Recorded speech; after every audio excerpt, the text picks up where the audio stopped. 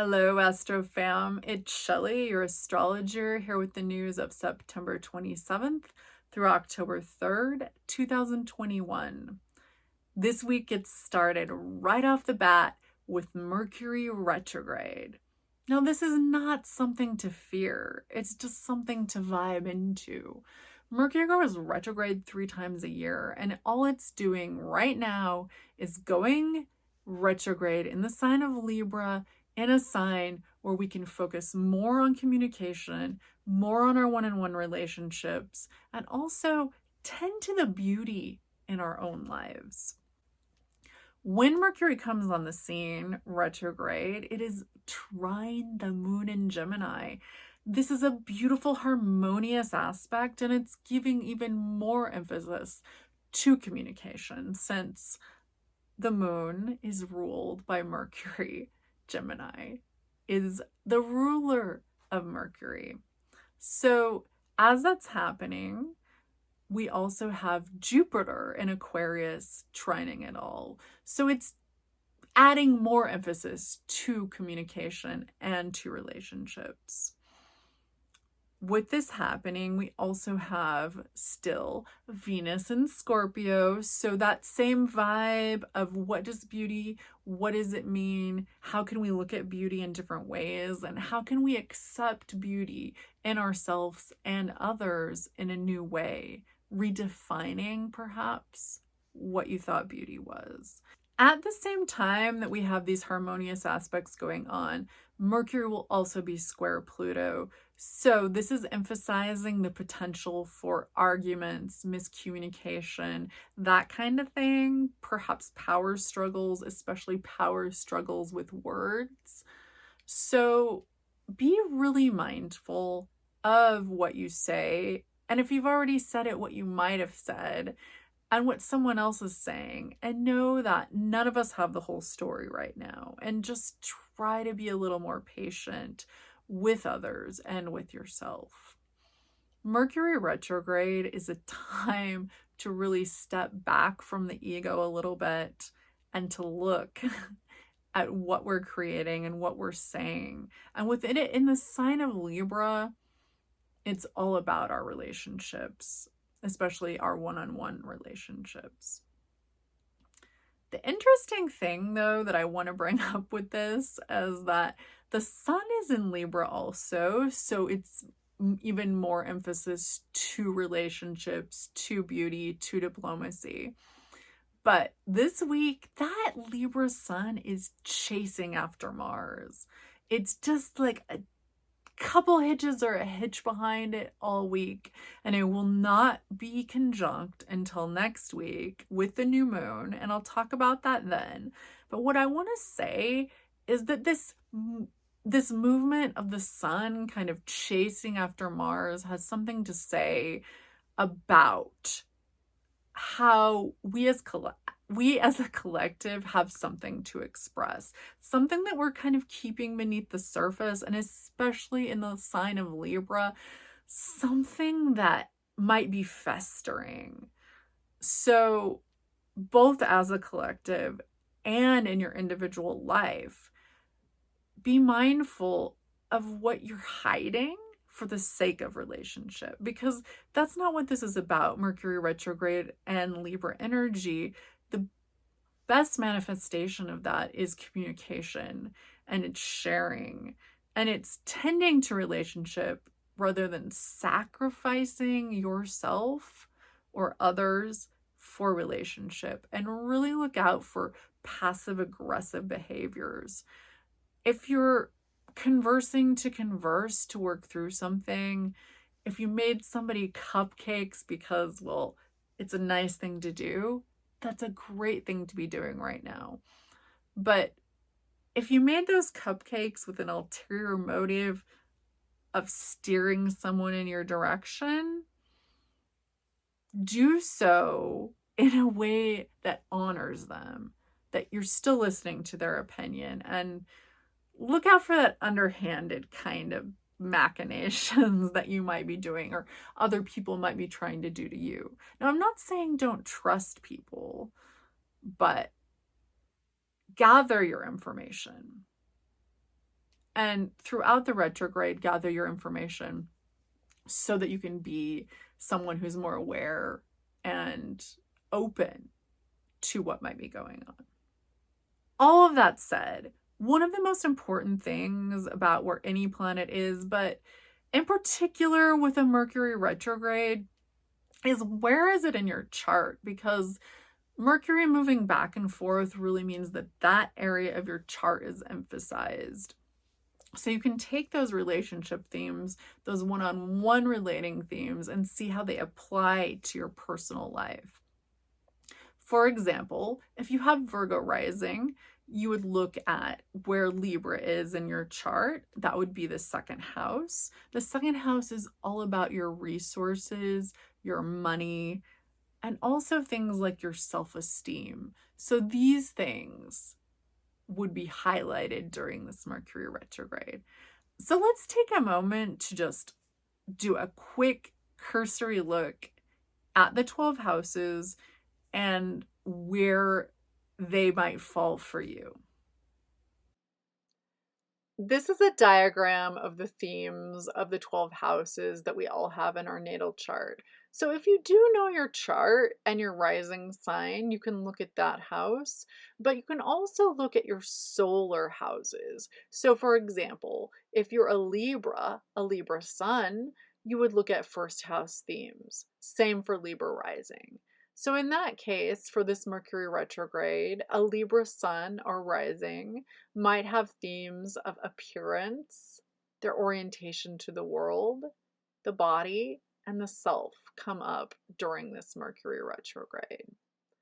If you're a Virgo sun or rising, issues around resources, money, those things that you own, they're yours, but also your self-worth and your values themselves might come up during this time.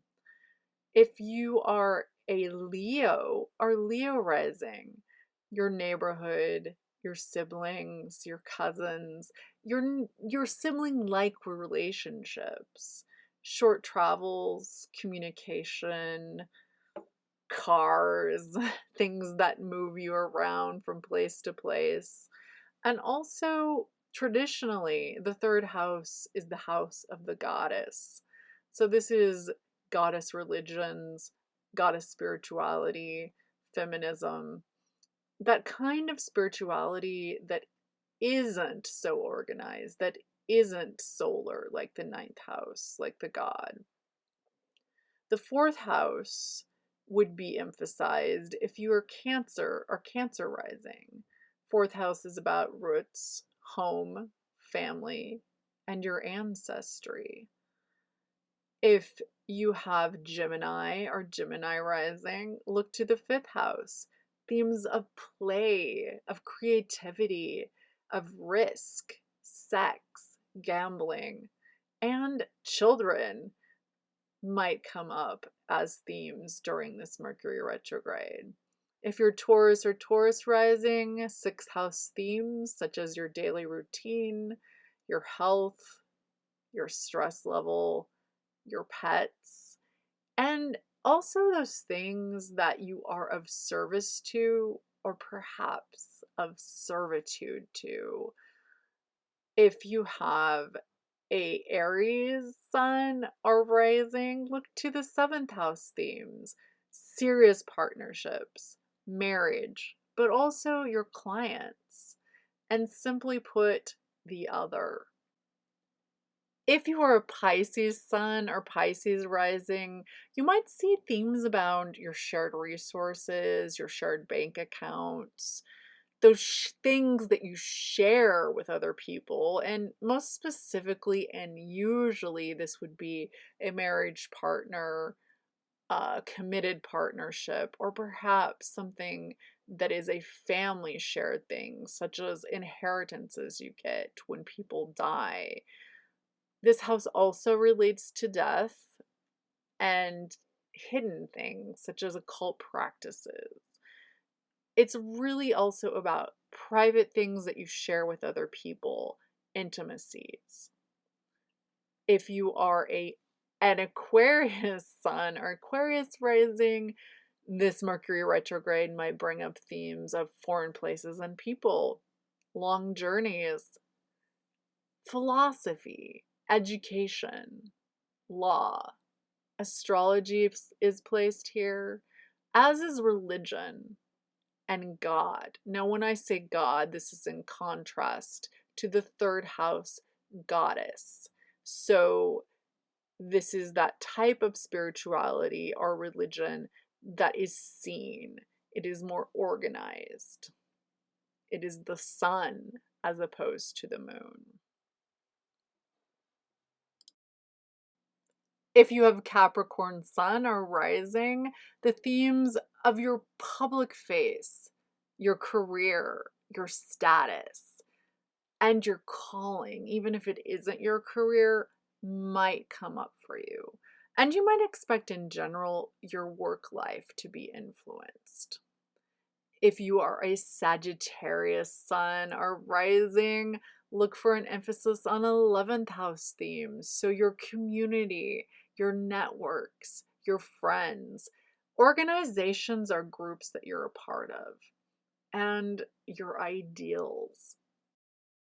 And finally, if you're Scorpio sun or Scorpio rising, this Mercury retrograde might bring up things that are subconscious or unconscious. 12th house themes of the unknown, of the ethereal, of the unseen. It might feel isolating, or you might feel a bit of solitude. The 12th house is also the house of ancestral secrets. So this is just a cursory overview and some themes that you might look at that might be playing out in your life. The houses are complicated and have numerous things going on as well as the rest of your chart. But it can be helpful during Mercury retrograde to look at these themes and how they're playing out for you in your life and making adjustments as necessary. Before I leave you today, I just want to talk a little bit about what the moon's going to be doing at the end of the week. On the 29th, it will be opposite Pluto in the sign of Cancer, so this might be an emotional time for some people. And if there is emotional intensity, do what you need to take care of yourself. Don't be afraid of your emotions. Go into them if you can, but also be mindful of how you're interacting with other people. Are you playing power games, or is someone else playing power games? If that's happening, don't let yourself get engaged in it. And if you do get engaged in it, back away. Take care of yourself. Mercury is square all of that, Moon and Pluto, so there might be some arguments, some misunderstandings, or some intentional manipulation. Whatever it is, take care of yourself. Breathe, center. After that, we're going to have the moon moving on to Leo, and I've talked about this before, this theme of the year, which is that of the self, of the individual in a collective, and how we can express our individual selves. Well, when the moon is in Leo, because it's opposite Saturn and Jupiter in Aquarius, those themes will come up. So it's a short couple days to just allow yourself to express and to figure out what that means. How can you dive into your heart and give back to the collective in a way that's beneficial to you and to everyone?